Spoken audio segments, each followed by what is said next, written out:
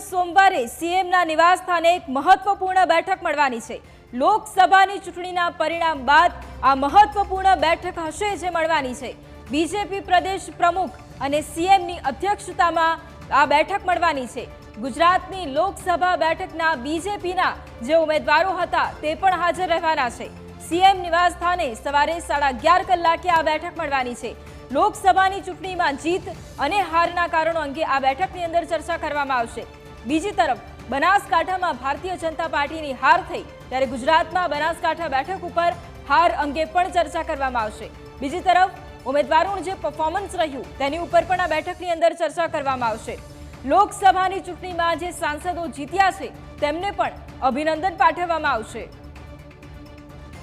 સંવાદદાતા Malhar phone line પર છે। મલ્હાર, સોમવારે સીએમ નિવાસસ્થાને મહત્વપૂર્ણ બેઠક મળવાની છે, આ બેઠકનો શું એજન્ડા?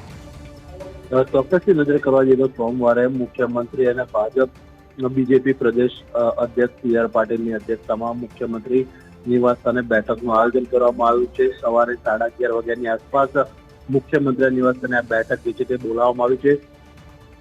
બેઠકની અંદર ગુજરાતની લોકસભાની 26 બેઠકો ઉપર ભાજપ પક્ષ દ્વારા જે ઉમેદવારો ઉભા રાખવામાં આવે છે તમામ ઉમેદવારો જે છે આ બેઠકમાં બોલાવવામાં આવ્યા છે। ખાસ કરીને બેઠકની અંદર પ્રથમ તબક્કે મુખ્યમંત્રી અને ભાજપ પ્રદેશ પ્રમુખ દ્વારા જે છે તે તમામ ઉમેદવારોને જે છે શુભકામના પાઠવવામાં આવશે, કારણ કે તેઓ જીત હાંસલ કરી છે।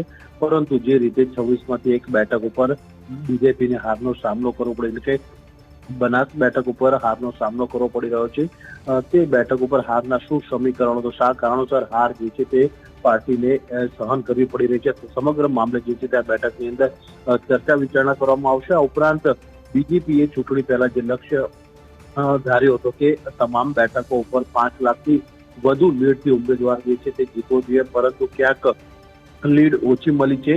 તે પાછળના કારણો શું છે, સમગ્ર મામલે જે છે તે આ બેઠકની અંદર ચર્ચા વિચારણા કરવામાં આવશે અને આવનારા દિવસોમાં જે સ્થાનિક સ્વરાજ્યની ચૂંટણી, આ ઉપરાંત 2 વિધાનસભાની જે પેટા ચૂંટણી યોજાવાની છે, આ મામલે પણ આ બેઠકની અંદર ચર્ચા થશે।